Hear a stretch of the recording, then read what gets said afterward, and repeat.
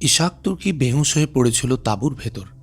Barbara জানত না মেরিনা তাকে বেহুঁশ করে রেখে গেছে। সে খুব সাবধানে তাঁবুর পর্দা সরিয়ে পা টিপে টিপে তাঁবুর মধ্যে প্রবেশ করল। তাঁবুর ভেতর প্রদীপ জ্বলছে। সে ইশাককে ডাকল, সাড়া দিল না ইশাক। এবার তার কাঁধ ও বাহু ধরে ঝাঁকুনি দিল, তাতেও কাজ হল না।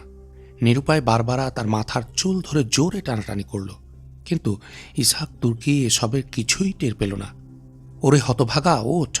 সে ইশাকের মুখে থাপ্পড় মেরে বলল, তুই যে গর্ধবের মতো ঘুমাচ্ছিস, তুই কি জানিস তুই কি ভয়ঙ্কর ফাঁদে পড়েছিস? আমরা সবাই খ্রিস্টান ও ইহুদি গোয়েন্দা। এখন পালাতে না পারলে তুই আর কোনোদিন কায়রোতে যেতে পারবি না। বৈরুতের কারাগারের নিষ্ঠুর কক্ষে ভীষণ যন্ত্রণায় ভুগে ভুগে মারা যাবি। ইশাক বেহুশের মতো পড়ে রইল, যেন মারা গেছে। বারবারা তাঁবুর বাইরে মৃদু হাসির শব্দ শুনতে পেল, কিন্তু সে ভয় পেল না। সে প্রশিক্ষণপ্রাপ্ত মেয়ে। শব্দ কাছে এসে গেল, তবুও সে ওখানেই বসে রইল। শব্দ তাঁবুর আরও কাছে এলে সে বুঝল এই কণ্ঠস্বর মেরিনার। সে কমান্ডারকে সাথে নিয়ে বন্দিকে দেখতে আসছে। আমরা সবাই মুসলমান, বারবারা ইসহাককে উদ্দেশ্য করে জোরে জোরে বলছে। আমরা তোমাকে এমন ঘোড়া দেব যে ঘোড়ার সাহায্যে তুমি 2 দিনে কায়রো পৌঁছে যেতে পারবে। বারবারা, সে তার কমান্ডারের কণ্ঠ শুনতে পেল। পিছন ফিরে দেখল তাঁবুর মধ্যে কমান্ডার ও মেরিনা দাঁড়িয়ে আছে। কমান্ডার বলল, তুমি এখন যাও, তোমার আর দায়িত্ব পালন করতে হবে না। একজন বেহুঁশ মানুষকে তুমি কখনোই তোমার কথা শোনাতে পারবে না। এটা আমার শিকার বারবারা, মেরিনা বিদ্রুপ মেশানো কণ্ঠে বলল। আমি শুধু জানি তার মুখ থেকে কেমন করে গোপন তথ্য বের করতে হবে। কমান্ডার ও মেরিনার বিদ্রুপ গায়ে মাখল না বারবারা। সে নিজেকে নিয়ন্ত্রণে রেখে বলল, আমি তো আমার দায়িত্ব পালনের চেষ্টা করে যাচ্ছি। যাও, আর চেষ্টা করতে হবে না। তুমি তোমার তাঁবুতে গিয়ে শুয়ে পড়ো। কমান্ডারের হুকুম শিরোধার্য করে সে উঠে দাঁড়াল এবং মেরিনার দিকে একবার বাঁকা দৃষ্টি হেনে বাইরে চলে গেল। গোয়েন্দা কমান্ডার ইসহাকের নাড়ি পরীক্ষা করে দেখল। তার অবস্থা স্বাভাবিক দেখে মেরিনাকে সঙ্গে নিয়ে কমান্ডার তাঁবুর বাইরে বেরিয়ে এলো। ইসহাক তুর্কি সুলতান আইবির জন্য বয়ে আনা গুরুত্বপূর্ণ জরুরি সংবাদ বুকে নিয়ে গভীর ঘুমে বেহুশের মতো পড়ে রইল বিছানায়।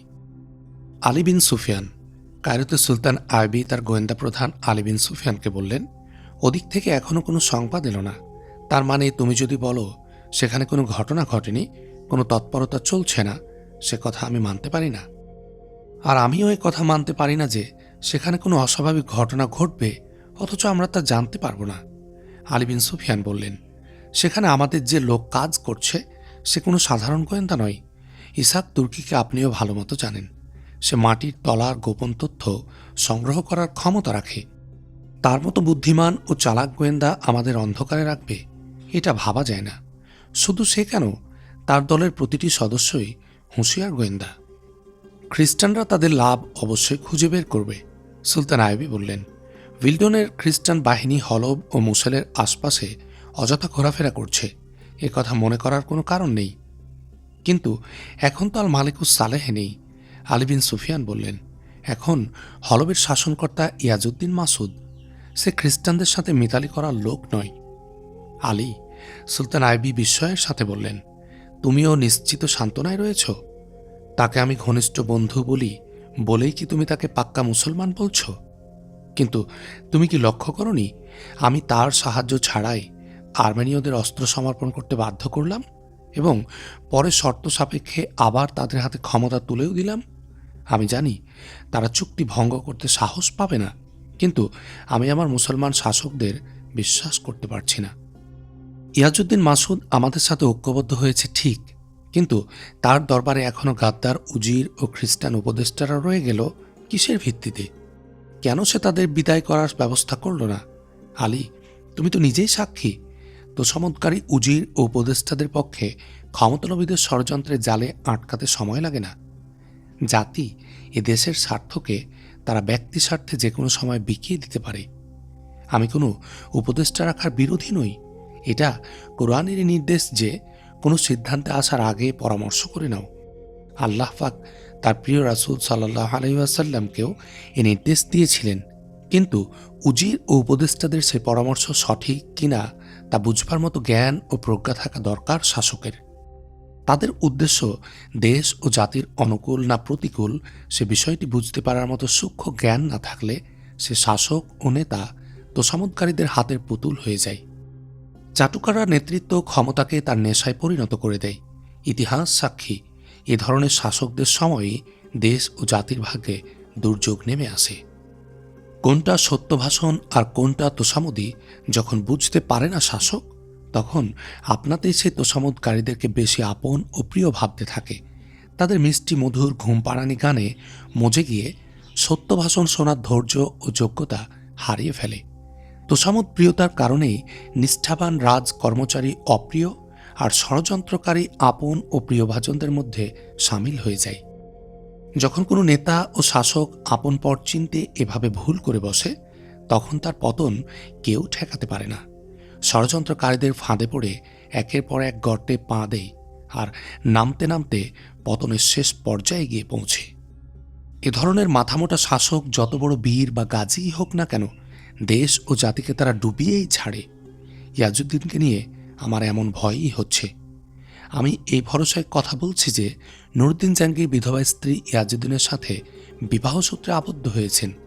আলী বিন সুফিয়ান বললেন, আপনি তো এই সংবাদও পেয়েছেন, মহিয়সী রাজিয়া খাতুন শুধু এ শর্তেই এ বিয়েতে রাজি হয়েছেন যে মুসেল ও হলবের সেনাবাহিনী আমাদের সাথে ঐক্যবদ্ধ থাকবে।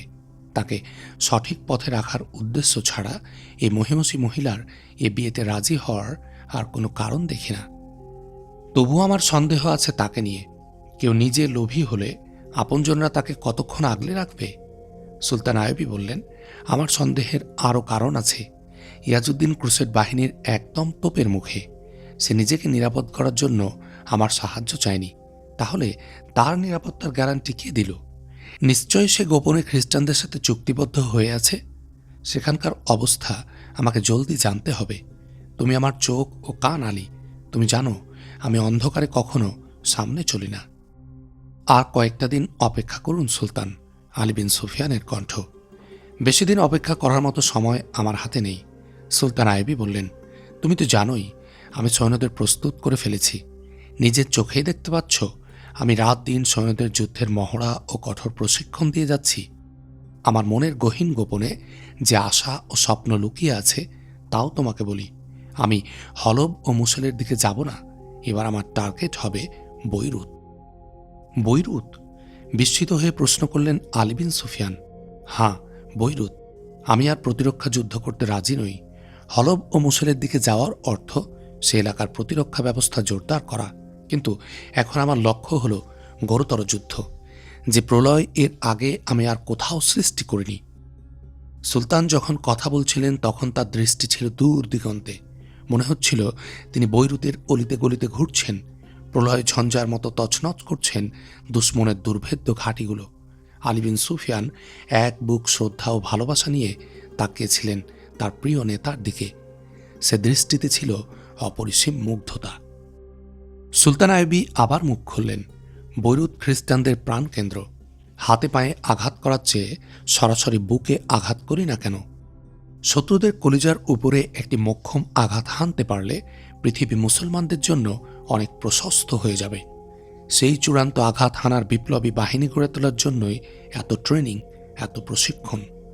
সেনাবাহিনী ও জাতিকে আমি এমনভাবে প্রস্তুত চাই যেন নির্মম, নিষ্ঠুর ও নির্দয় আক্রমণে তারা ঝাঁপিয়ে পড়তে পারে। আমরা কি চিরকাল নিজেদের এলাকাতেই যুদ্ধ করব? না, প্রতিরক্ষা ব্যবস্থা নিয়ে ব্যতিব্যস্ত থাকলে বাইতুল মুকাদ্দাস আমরা কোনো দিনই পৌঁছতে পারবো না। বাইতুল মুকাদ্দাস যেতে হলে আমাদেরকে ঘর থেকে বেরোতে হবে, যুদ্ধ করতে হবে নিজের এলাকার বাইরে গিয়ে। দুশ্মন যেভাবে আমাদের ব্যস্ত রেখেছে নিজেদের ঘর সামলানোর কাজে, সেই কাজ আমি দুশ্মনদের হাতে তুলে দিতে চাই। এখন আমি এমন অবস্থা সৃষ্টি করতে চাই যাতে ওরাই নিজেদের ঘর সামলানোতে ব্যস্ত থাকে। এসব কথা একটু ভাবো আলী, তাহলে তুমি বুঝতে পারবে কেন আমি চারদিকের সংবাদের জন্য এত পেরেশান হয়ে আছি। সুলতান, আপনি ঠিক কি খবর ও তথ্য এই মুহূর্তে জানতে চান? আলী, এ মুহূর্তে মাত্র দুটো গোপন বিষয় জানা আমার জরুরি। একটি হলো বৈরুতে খ্রিস্টানদের সামরিক তৎপরতা ও শক্তির একটি নিরেট বাস্তব চিত্র, আর দ্বিতীয়টি হল হরব ও মুসলের শাসক ইয়াজউদ্দিন মাসুদের প্রকৃত মনোভাব ও পরিকল্পনা কি। আমাকে কি আরও একবার গৃহযুদ্ধে জড়িয়ে পড়তে হবে, নাকি ইসলামের উদার মুক্ত শান্তির বাণী নিয়ে আমি ছুটে যেতে পারব বিপন্ন মানবতার কাছে? বৈরুতে ইসহাক তুর্কি আছে, আলী বিন সুফিয়ান বললেন। জরুরি সংবাদ থাকলে সে নিজেই তা নিয়ে ছুটে আসত, আর নেহায়েত নিজে না আসতে পারলে অন্য কাউকে দিয়ে সে খবর সে অবশ্যই পাঠিয়ে দিত। আপনি এখন যা জানতে চাইলেন তা দ্রুত জানানোর উপায় হল এখান থেকে কাউকে এ খবর আনার জন্য এখনই পাঠিয়ে দেয়া। সে যেন জলদি খবর নিয়ে ফিরে আসে, সে ব্যাপারে আমি তাকে বিশেষভাবে বলে দেব। আমি বেশি দিন অপেক্ষা করতে পারবো না আলী, সুলতান আইবি পেরেশানি নিয়ে বললেন। এখান থেকে তুমি কাউকে পাঠাবে, সে ওখানে পৌঁছে সেখানকার অবস্থা জানবে, তারপর সেই খবর নিয়ে সে আবার ফিরে আসবে। এ তো দেখছি 3 মাসের লম্বা এক পরিকল্পনা। না আলী না, এত সময় আমি অপেক্ষা করতে পারবো না। আমি তার আগেই সেনাবাহিনী নিয়ে এখান থেকে বেরিয়ে পড়তে চাই। আমার বাহিনী মার্চ করার জন্য উদ্গ্রীব হয়ে আমার আদেশের অপেক্ষা করছে। তবে তো আপনি অন্ধকারে অভিযান চালাবেন। আলী বিন সুফিয়ান সুলতানকে এত তাড়াতাড়ি অভিযান চালানো থেকে বিরত রাখার জন্য বললেন, আপনি চাইলে কমান্ডো বাহিনীকে আমি আপনার পরিকল্পনার পথে অনুসন্ধানের জন্য পাঠিয়ে দিতে পারি। তারা অনেক দূর দূরান্ত পর্যন্ত ছড়িয়ে পড়ে দুশ্মনের গতিবিধির খোঁজ খবর নেবে। সে খবর আমাদের কাছে আসার আগেই কোনো অভিযানে বেরিয়ে পড়া আপনার উচিত হবে না। কিন্তু আমার তো প্রস্তুতির কাজ শেষ হয়ে গেছে, এখন এখানে বসে সময় অপচয় করার ধৈর্য আমার নেই। সুলতান আইবি বললেন, আমি আল্লাহর পথের এক সৈনিক। আল্লাহর হুকুম অমান্যকারীদের হাত থেকে আল্লাহর জমিনকে মুক্ত করার কঠিন দায়িত্ব কাঁধে নেওয়ার পর আমি তো আমার নিরাপত্তা ও আরাম আয়েসের জন্য মিশরে বসে থাকতে পারি না। 1182 খ্রিস্টাব্দের এপ্রিল মাস। সুলতান আইবি ও আলী বিন সুফিয়ান যখন গোয়েন্দাদের কাছ থেকে বৈরুত ও হলবের সর্বশেষ অবস্থা জানার জন্য উদ্গ্রীব হয়ে অপেক্ষা করছিলেন, তার আগেই কিছু গুরুত্বপূর্ণ ঘটনা ইতিহাসের গতিধারা পাল্টে দেওয়ার আগমনী সংবাদ বয়ে এনেছিল। আলী বিন সুফিয়ান খ্রিস্টান এলাকায় তার ঝানু গোয়েন্দাদের পাঠিয়ে দিয়ে তাদের খবরের জন্য অপেক্ষা করছিলেন। হলবেও তিনি অভিজ্ঞ গোয়েন্দা মোতায়েন করে রেখেছিলেন।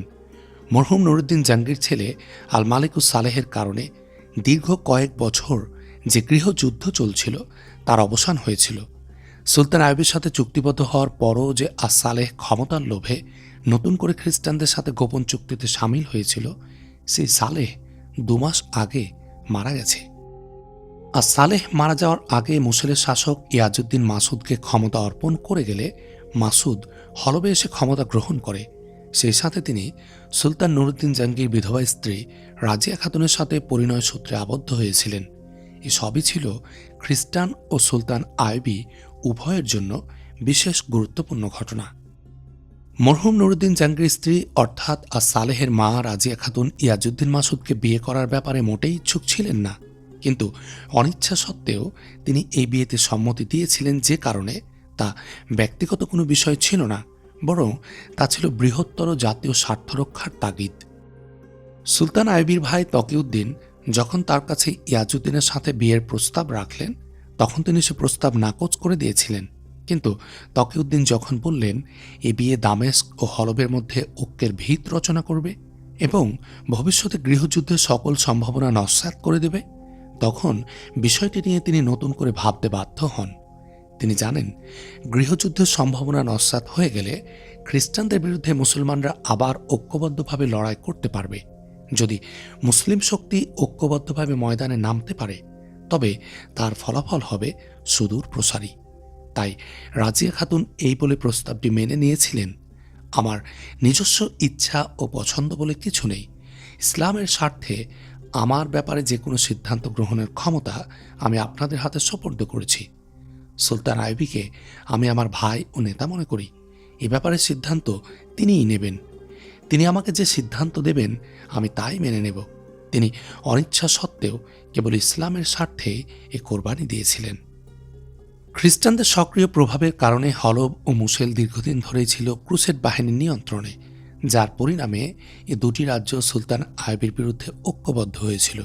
ফলে 3টি বছর মুসলমানদের মধ্যে সংঘটিত হয় বিপর্যয়কর গৃহযুদ্ধ।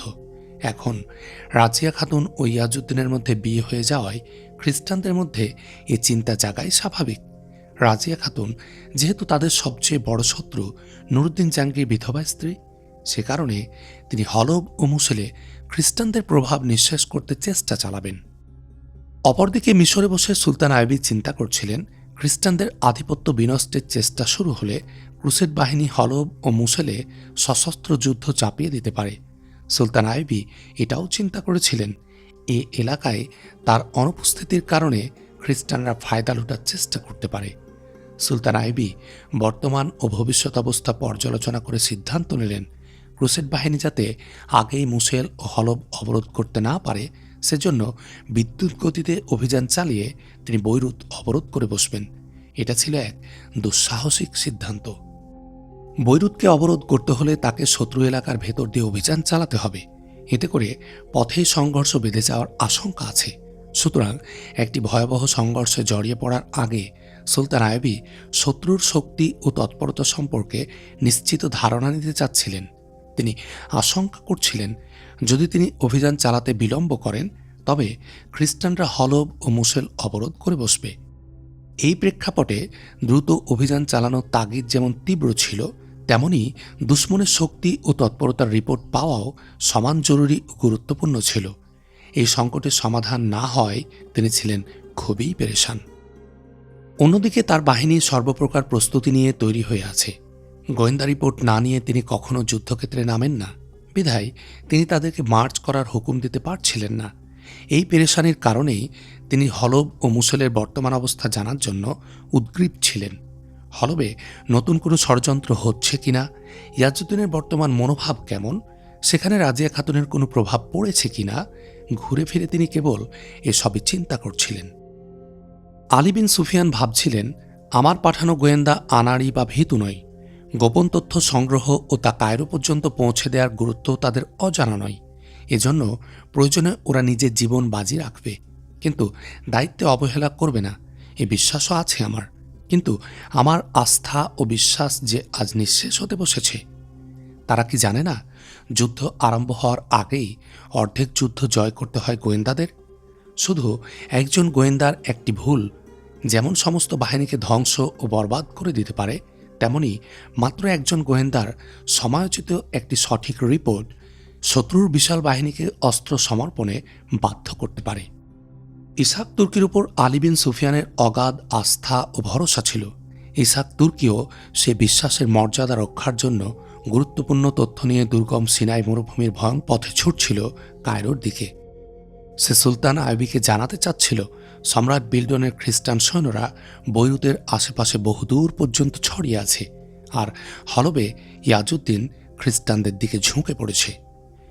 সে সুলতানকে সাবধান করতে চাচ্ছিল যেন তিনি বৈরুতের দিকে না যান, কিন্তু তারপরও যদি সুলতান বৈরুতে অভিযান চালানোর ব্যাপারে অটল থাকেন, তবে ইসহাক তুর্কি সুলতানকে নকশা করে দেখিয়ে দেবে খ্রিস্টান সৈন্যরা কোথায় কোথায় পজিশন নিয়ে আছে, জানাবে কোথায় তাদের শক্তির পরিমাণ কত। কিন্তু দুর্ভাগ্যক্রমে সে পথেই খ্রিস্টান গোয়েন্দাদের ফাঁদে পড়ে আটক হয়ে আছে। তোমাকে তো একটা ভালো ঘোড়াই দিতে হয়, খ্রিস্টান গোয়েন্দা কমান্ডার ইসহাক তুর্কিকে বলল। মেরিনা আমাকে সব বলেছে, তুমি নাকি আমাদের সুলতানের জন্য গুরুত্বপূর্ণ সংবাদ নিয়ে যাচ্ছ। তুমি যাতে তাড়াতাড়ি পৌঁছতে পারো সেজন্য সে আমাদের শ্রেষ্ঠ ঘোড়াটি দাবি করেছে। তোমার ব্যস্ততা দেখে আমি তো দুশ্চিন্তায় পড়ে গেছি। তুমি কি কোনো খারাপ খবর নিয়ে যাচ্ছ? সে কথা আমি কেবল সুলতানকেই বলবো। তা তো ঠিকই, তবে আমরা সুলতানের অনুগত এবং ভক্ত কিনা তাই জানার জন্য আগ্রহ জেগেছিল। তুমি যখন আমাদের বিশ্বাস করতে পারছো না, তখন এ নিয়ে আর পিড়াপিড়ি করতে চাই না। তোমার জন্য ঘোড়া তৈরি, ঘোড়া এবং তোমার জন্য পর্যাপ্ত খাদ্য ও পানীয় ঘোড়ার সাথে বেঁধে দেওয়া আছে। তুমি তাড়াতাড়ি তৈরি হয়ে নাও। আল্লাহ তোমাদের মতো অনুগত ও ভক্তদের থেকে সুলতানকে যেন রক্ষা করেন। ইসহাক তুর্কি কিছুটা ক্ষোভের সাথে বলল, আমি ওই মেয়েটাকে বলেছিলাম মাঝরাতের পর আমাকে যেন জাগিয়ে দেয়। আমার যত তাড়াতাড়ি সম্ভব কায়রো পৌঁছা দরকার, কিন্তু তোমরা আমাকে জাগাওনি কেন? ইসহাক এই প্রশ্নের জবাবের অপেক্ষা না করে মুখে বিরক্তি টেনে বলল, ইস, কত বেলা হয়ে গেছে। রাতে ঘোড়া যত দ্রুত ছুটতে পারত, এখন এই গরমে তাকে আর পারবে? খামাখা একগাদা সময় নষ্ট হলো। ইসহাকের খেদ ও তিরস্কারে কেউ মন খারাপ করল না, বরং সহানুভূতির সুরে কমান্ডার বলল, তুমি খুব ক্লান্ত ছিলে। মেরিনা তোমাকে ডাকতে গিয়ে দেখল তুমি গভীর ঘুমে। তার এত মায়া লাগলো যে সে তোমাকে না জাগিয়ে ফিরে গিয়ে বলল, এখন তাকে ডাকলে তার উপর অবিচার করা হবে। চিন্তা করো না, তোমার ঘোড়া খুব ভালো, যেটুকু সময় নষ্ট হয়েছে এ ঘোড়াটা পুষিয়ে দিতে পারবে। ইসাকের চোখ জুড়ে তখনও ঘুম ঘুম ভাব জড়িয়েছিল। সে বুঝতে পারছিল না এর কারণ কি। তাছাড়া ঘুমের পরে শরীরে যে স্বাভাবিক শক্তি ফিরে আসার কথা, সে শক্তিও সে পাচ্ছিল না। কেমন একটা ক্লান্তি ক্লান্তি ভাব। সে ভেবে পাচ্ছিল না এত ঘুম তার কোত্থেকে এলো। তাকে কেউ ঘুমের ঘরে ওষুধ প্রয়োগ করেছে কিনা এমন চিন্তা তখনও তার মাথায় আসেনি। যদিও সে যাত্রা করার জন্য অস্থির হয়ে উঠেছিল, কিন্তু যাত্রা করার মতো অবস্থা তার ছিল না। রাজ্যের ক্লান্তিতে শরীরটা তার ভেঙে আসছিল। মধ্যরাতে তার জেগে ওঠার কথা ছিল, কিন্তু সে খেয়াল করে দেখল ঘুম ভাঙতে ভাঙতে সূর্য প্রায় মাথার উপর উঠে এসেছে। এত বেলা পর্যন্ত তার মতো একজন মানুষ কখনোই ঘুমাতে পারে না, কিন্তু সে ঘুমিয়েছে কেন? এই প্রশ্নটা তাকে ব্যতিব্যস্ত করে তুলল। খ্রিস্টান কমান্ডার ও মেরিনা ঘুম ভাঙার আগেই তার পাশে এসে বসে তার ঘুম ভাঙার অপেক্ষা করছিল। সে যখন চোখ খুলল তখন তারা তার সাথে এমনভাবে কথা বলতে শুরু করল যে সে নতুন করে কিছুই ভাবতে পারছিল না। তারা এমনভাবে কথা বলছিল যেন ইসহাক তুর্কির মনে তাদের সম্পর্কে সামান্যতম সন্দেহ না জাগে। তারা এমন সব কথা বলছিল যাতে সে তাদেরকে মুসলমান এবং সুলতান আইবির একান্ত ভক্ত মনে করে। তারা সুলতান আইবির কাছে কি খবর নিয়ে যাচ্ছে জানার জন্য নানাভাবে প্রশ্ন করতে লাগলো। ইসহাক তুর্কি তাদেরকে মুসলমান মনে করলেও গোয়েন্দা সুলভ সতর্কতার কারণে তাদের প্রশ্নের সঠিক জবাব দিতে ইতস্তত করছিল। তার ইতস্ততা লক্ষ্য করে খ্রিস্টান কমান্ডার চকিতে চাইল মেরিনার দিকে এবং চোখ টিপে ইশারায় কিছু বলে বাইরে চলে গেল। মেরিনা কমান্ডারের ইঙ্গিত বুঝতে পারল। সে ইসহাকের আরও ঘনিষ্ঠ হয়ে বসে তাকে যৌবনের ফাঁদে আটকানোর জন্য আদি রসাত্মক গল্প জুড়ে দিল। কিন্তু ইসহাক তাতে উত্তেজিত না হয়ে বরং হতভম্ব হয়ে তার দিকে অবাক করা চোখে তাকিয়ে রইল। মেরিনা বলল, আচ্ছা, তুমি কি জাদু জানো? কেন? তোমাকে সে কথা বলতে সাহস হচ্ছে না কেন? আমি তো ভয়ঙ্কর কেউ নই। খুন বা ডাকাতি করে সিনাই মরুভূমিতে পালাতে আসিনি আমি। কিছু বলার থাকলে নির্ভয়ে তুমি তা বলতে পারো। তুমি ঠিক বলেছ। আমার কথা শুনে আমার সম্পর্কে কোনো বাজে ধারণা করবে না তো? না, অযথা তোমার সম্পর্কে আমি বাজে ধারণা করতে যাব কেন? মেরিনা তার আরও ঘনিষ্ঠ হয়ে ফিসফিস করে বলল, বিশ্বাস করো, আমি তোমাকে ভালোবেসে ফেলেছি। তোমাকে দেখার পর থেকে আমার যে কি হলো আমি বুঝতে পারছি না। রাতে আমি ঘুমাতে পারিনি। তোমাকে দেখার জন্য মন প্রাণ ছটপট করে উঠল। আমি উঠে এসে তোমার শিওরের পাশে বসে রইলাম। সারা রাত আমি তোমার পাশেই বসেছিলাম। তোমার কাছ থেকে সরে গিয়ে দেখেছি আমার কিছুই ভালো লাগে না। আমার এখন ভালোবাসা ও মন দেয়া নেয়ার মতো সময় নেই। কায়রো চলো, সেখানে অনেক সময় পাওয়া যাবে। ইসহাক বলল, তুমি যদি আমাকে মন প্রাণ দিয়ে ভালোই বেসে থাকো তবে আমাকে আমার দায়িত্ব পালনে সাহায্য করো। আমাকে জলদি ঘোড়ার ব্যবস্থা করে দাও। সে উঠে দাঁড়ালো এবং তাঁবু থেকে বেরিয়ে গেল। মেরিনা তার পিছু পিছু তাঁবু থেকে বেরিয়ে তার একটি হাত ধরে বলল, কিছু মুখে দিয়ে নাও। সন্ধেবেলা অসুস্থ শরীরে সেই যে কিছু মুখে দিলে তারপর তো আর পেটে কিছু পড়েনি। মেরিনা তাকে হাত ধরে টেনে তাঁবুতে নিতে নিতে বলল, আমি তোমাকে ক্ষুধার্ত অবস্থায় যেতে দেব ভাবলে কি করে? আর আমাকে সঙ্গে নিতে চাইলে আমাদের লোকেরা কি তা মেনে নেবে? তাহলে তো আমাকে এখান থেকে পালাতে হবে। পালাতে গেলে কিভাবে পালাবো তার বুদ্ধি বের করতে হবে না? মেরিনা ইসহাকের বুকে নিজের মাথা চেপে ধরে কান্না কাতর কণ্ঠে বলল, ইসহাক, তুমি কি আমাকে সঙ্গে না নিয়ে এখান থেকে চলে যাবে? তোমাকে না পেলে আমি বাঁচব না। মেরিনা ইসহাকের বুকে মাথা রেখে ফুঁপিয়ে কাঁদতে লাগল। ইসহাকের দায়িত্ববোধ তাকে পাথর বানিয়ে রেখেছিল। সে এমন বিব্রতকর পরিস্থিতির জন্য প্রস্তুত ছিল না। মেরিনাকে বুক থেকে সরিয়ে দিতে দিতে বলল, আহ, কি পাগলামো করছো? থামো থামো, মনকে শান্ত করো, কান্না থামাও, আমাকে একটু ভাবতে দাও। মেরিনা চোখ মুছে মুখে হাসি টেনে বলল, ছি, কিছু মনে করো না। তুমি চলে যাচ্ছ ভেবে আমি নিজেকে সামলাতে পারিনি। তারপর একদম স্বাভাবিক হয়ে তাঁবুর পর্দা সরিয়ে জোরে ডেকে বলল, জলদি খাবার নিয়ে এসো, সময় বয়ে যাচ্ছে। বারবারা খাবার নিয়ে এলো। ইসহাকের সামনে খাবার রেখে মেরিনার পিছনে গিয়ে দাঁড়ালো সে। মেরিনা ইসহাকের সামনে বসে তাকে খাবার বেড়ে দিতে লাগলো। বারবারা মেরিনার পিছন দাঁড়িয়ে ইসহাকের খাওয়া দেখতে লাগলো।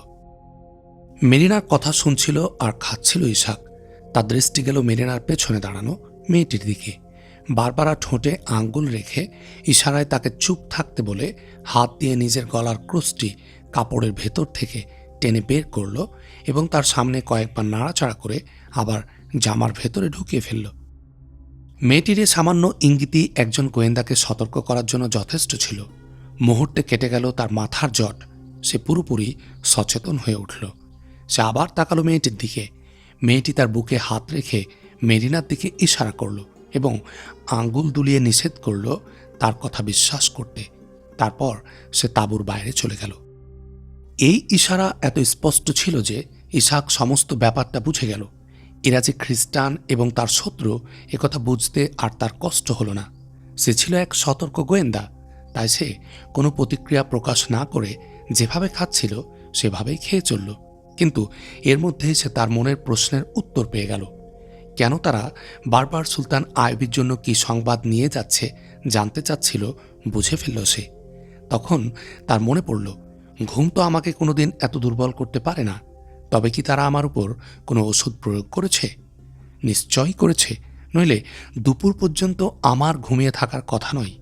ঘুম থেকে জেগে ওঠার পর কেন তার এত ক্লান্তি লাগছিল এ প্রশ্নেরও উত্তর পেয়ে গেল ইসহাক। কিন্তু তার এ প্রশ্নের কোনো উত্তর সে খুঁজে পেল না। অন্য মেয়েটা কেন তাকে ইশারা করে সতর্ক করে দিয়ে গেল? মেয়েটি কি তবে কোনো মুসলমানের মেয়ে? সে কি তারই মতো তাদের জালে আটকা পড়ে আছে?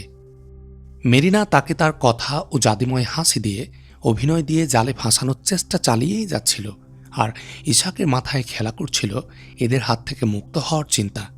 সে এখন কি করবে, কেমন করে এ লোকদের হাত থেকে মুক্তি পাবে চিন্তা করে কোনো কুল কিনারা পাচ্ছিল না। মেরিনাকে বলল, পালাবো বললেই কি পালানো যায়? তোমাদের দলে এখন কত লোক আছে? মেরিনা ইসহাকের উদ্দেশ্য বুঝতে পারেনি। সে তার দলের লোকদের সংখ্যা বলে দিল। ইসহাক বলল, ভেবেচিন্তে কাজ করতে হবে। চলো বাইরে চলো, খোলা হাওয়ায় মাথা ঠান্ডা করি আর ভেবে দেখি। তাড়াহুড়া না করে আমাকে একটু ভাবতে দাও। সে বাইরে বের হয়ে এলো। দেখতে চাইল এ কাফেলায় কত লোক আছে, এখান থেকে পালানোর কোনো সম্ভাবনা আছে কিনা। বাইরে বেরিয়ে সে অবাক হয়ে গেল। তাঁবুগুলোর কাছাকাছি কোনো ঘোড়াই নেই। তাকে বলা হয়েছিল তার জন্য বাইরে ঘোড়া প্রস্তুত, কিন্তু এটা যে মিথ্যা তখন সে তা ভাবতে পারেনি। মেরিনা তার পাশে এসে দাঁড়ালো। ইসহাক বলল, আমার জন্য নাকি ঘোড়া প্রস্তুত করে রেখেছ? সে ঘোড়া কোথায়? আছে, দাঁড়াও আমি আসছি। ইসহাকের সামনে থেকে সরে পড়ল মেরিনা। তুমি ঠিকই বলেছ। মেরিনা কমান্ডারকে গিয়ে বলল, এ লোক সত্যিই পাথর। সে ঘোড়া ছাড়া আর কোনো কথাই বলছে না। আইবির কাছে কি সংবাদ নিয়ে যাচ্ছে বের করতে চেষ্টা করেছিলাম আমি, কিন্তু সে বড় হুঁশিয়ার। আমার কথার ধারে কাছেও যাচ্ছে না সে। তার মনে তো কোনো সন্দেহ দেখা দেয়নি? দেওয়ার কোনো কারণ তো দেখি না, মেরিনা উত্তর দিল। তবে সে কোনো গোপন তথ্য বলবে বলে মনে হয় না। তার অর্থ হলো তুমি ব্যর্থ হয়েছ। মেরিনা কমান্ডার মেরিনার দিকে তাকিয়ে বলল, তারা বুঝতে পারেনি বারবারা তার অপমানের প্রতিশোধ নিয়েছে। সে এটাও প্রমাণ করে দিয়েছে মেরিনার সকল জাদুই ব্যর্থ হয়েছে। বারবারা ভেবেছিল সে সুলতান আইবির এ গোয়েন্দাকে মুক্ত করে দেবে, তাকে পালিয়ে যেতে সাহায্য করবে, কিন্তু এখন তা সম্ভব বলে মনে হচ্ছে না। ইসহাক ক্যাম্পটি ঘুরে দেখতে চাইল। সে তাঁবুগুলোর পাশ দিয়ে হাঁটতে লাগল। কিছু দূর যাওয়ার পর সে মেরিনা ও কমান্ডারকে দেখতে পেল এক জায়গায় দাঁড়িয়ে কথা বলছে। সে তাদের দিকে এগিয়ে গিয়ে কমান্ডারকে উদ্দেশ্য করে বলল, আমার ঘোড়া কোথায়? কিসের ঘোড়া? ঘোড়া তুমি পাবে না। কমান্ডারের কণ্ঠে সম্পূর্ণ ভিন্ন সুর। সে গম্ভীর স্বরে বলল, তুমি কোথাও যেতে পারবে না। ইসহাক তার কোমরে হাত রাখল। সেখানে না তার তলোয়ার আছে, না আছে খঞ্জর। এরই মধ্যে বারবারার মাধ্যমে সে তাদের আসল পরিচয় জানার পরও বলল, আমি বিস্মিত হচ্ছি, মুসলমান হওয়া সত্ত্বেও তোমরা আমার পথে বাধা দিচ্ছ। যদি তুমি তোমার ভালো চাও তবে বলে দাও, সুলতানের জন্য তুমি কি সংবাদ নিয়ে যাচ্ছ? কমান্ডার কঠিন কণ্ঠে তাকে জিজ্ঞেস করল। সংবাদ তেমন কিছু নয়। আমাদের এক আমির ইয়াজউদ্দিন মাসুদ সুলতান নুরউদ্দিন জাহাঙ্গীর বিধবা স্ত্রী রাজিয়া খাতুনকে বিয়ে করেছে। ইসহাক বলল, এ তো অনেক পুরনো খবর। কমান্ডার বলল, তোমার সুলতান 2 মাস আগে এ সংবাদ পেয়েছে। তিনি এখন তার বাহিনীকে প্রস্তুত করে রণাঙ্গনে যাওয়ার পায়তারা করছেন। বলো, সেটা কোন রণাঙ্গন? এবার সুলতান কোন দিকে অভিযান চালাবেন? কি বললে? সুলতানের বাহিনী প্রস্তুত হয়ে বসে আছে? অভিযানের জন্য সম্পূর্ণ প্রস্তুত? না ভাই, রণাঙ্গনের কোনো খবর আমার জানা নেই। অহেতুক সময় নষ্ট করে লাভ কি? কমান্ডার বলল, তোমার ব্যস্ততায় প্রমাণ করে তুমি কোনো গুরুত্বপূর্ণ সংবাদ নিয়ে যাচ্ছ। আমি জানতে চাই কি সেই খবর। ইসাক দ্ব্যর্থহীন কণ্ঠে বলল, আমার কাছে এমন কোনো গুরুত্বপূর্ণ খবর পাবে না যাতে তোমাদের পরাণ ঠান্ডা হতে পারে। কিন্তু আমরা জানি কি করে তোমার পেট থেকে আসল খবর বের করতে হয়। কমান্ডার বলল, ঠিক আছে, আমাদের সাথে চলো, দেখি তোমার কাছ থেকে কোনো তথ্য পাই কি না। তোমাদের সাথে কোথায় যাব? কেন যাব? ঠিক আছে, ঘোড়া না দাও, আমি হেঁটেই চললাম। আমার পথে বাধা দিতে চেষ্টা করো না। তুমি এখন নিরস্ত্র, অসহায়। তুমি নিরস্ত্র না হলেও আমাদের এতগুলো লোকের সাথে যুদ্ধ করে তুমি পারবে না। শোনো বন্ধু, আমি তোমাকে বেঁচে থাকার এবং রাজপুত্রের মতো জীবন যাপন করার একটা উপায় সৃষ্টি করে দিতে পারি। তুমি আমাদের প্রস্তাব মেনে নাও এবং আমাদের সাথে চলো। কমান্ডার আরও বলল, আমাদের সাথেও সেই কাজ করো যেমন সালাউদ্দিন আইয়ুবের জন্য করছো। আমাদের সাথে যোগ দিলে তুমি অর্থ সম্পদ ও ভোগবিলাসে ডুবে থাকবে। সে মেরিনার দিকে ইঙ্গিত করে বলল, এই ধরনের মেয়েরা তোমার খেদমতের জন্য সর্বদা প্রস্তুত থাকবে। অযথা কেন মরুভূমিতে জীবনের ঝুঁকি নিয়ে ছুটে বেড়াচ্ছ? কি, আমি খ্রিস্টানদের হয়ে কাজ করব? না করলে আমাদের কারাগারের কোনো গোপন কক্ষে বন্দী থাকবে সারা জীবন, বলল মেরিনা। কমান্ডার বলল, সেটা এমন এক জাহান্নাম, তুমি সেখানে মরতেও পারবে না, বেঁচে থাকাটা হবে সীমাহীন কষ্টের।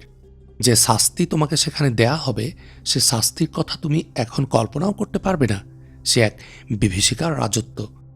এবার চিন্তা করে জবাব দাও, তুমি স্বেচ্ছায় আমাদের সাথে যাবে নাকি তোমাকে আমরা সেই জাহান্নামে ছুঁড়ে ফেলার জন্য নিয়ে যাব?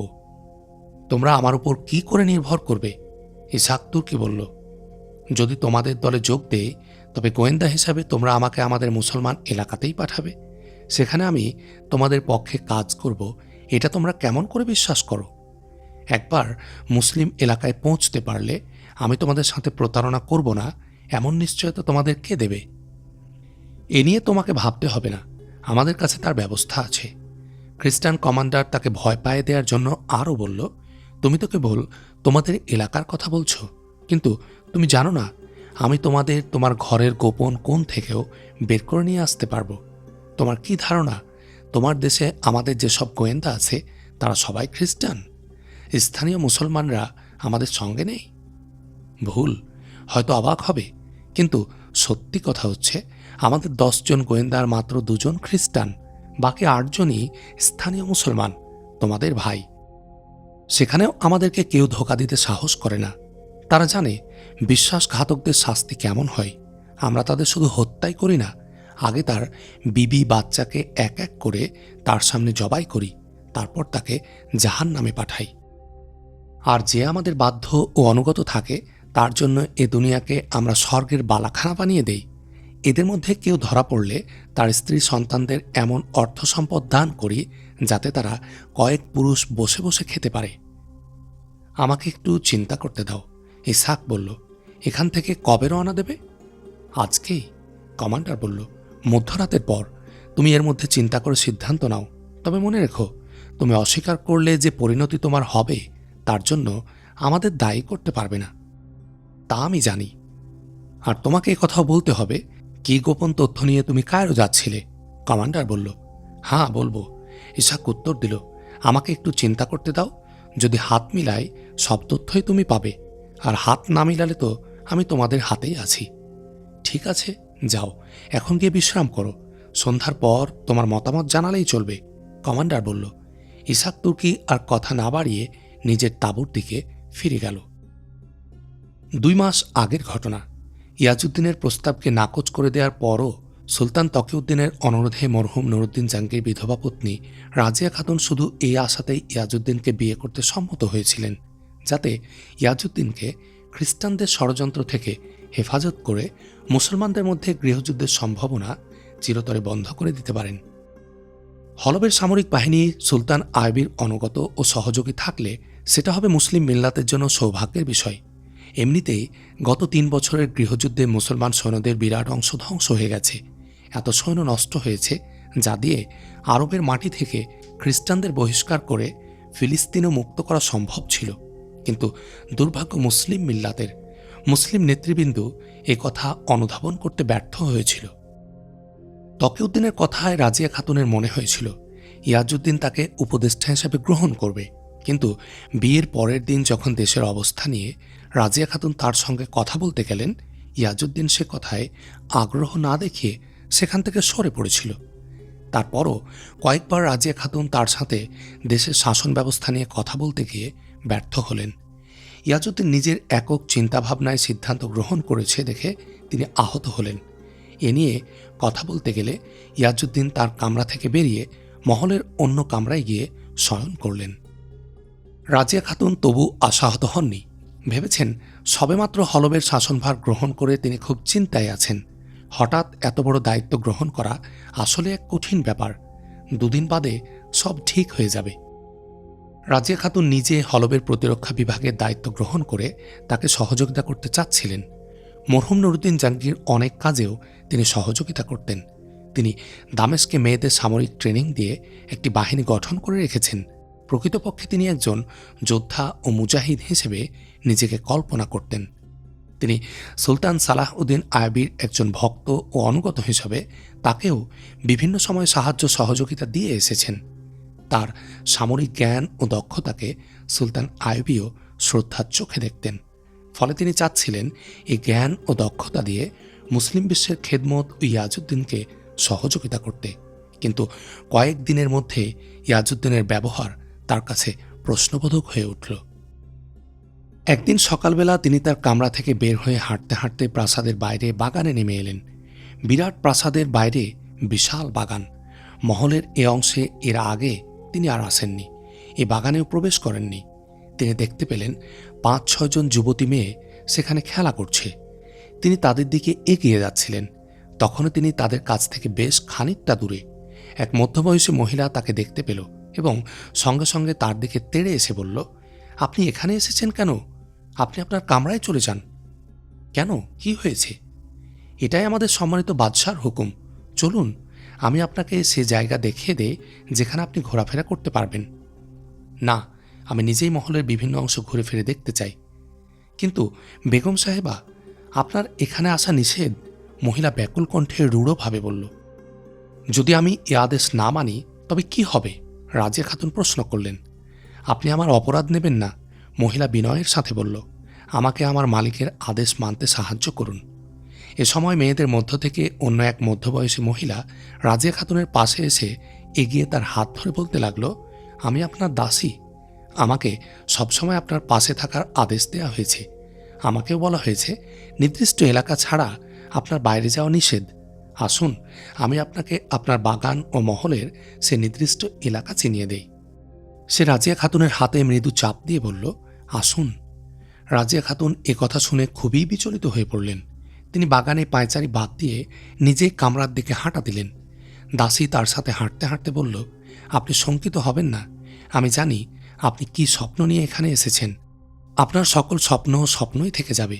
আমি আপনার দুঃখের দরদি ও স্বপ্নের গোপন সঙ্গী। আপনাকে এখানকার সব গোপন তথ্যই আমি আপনাকে জানিয়ে দেব।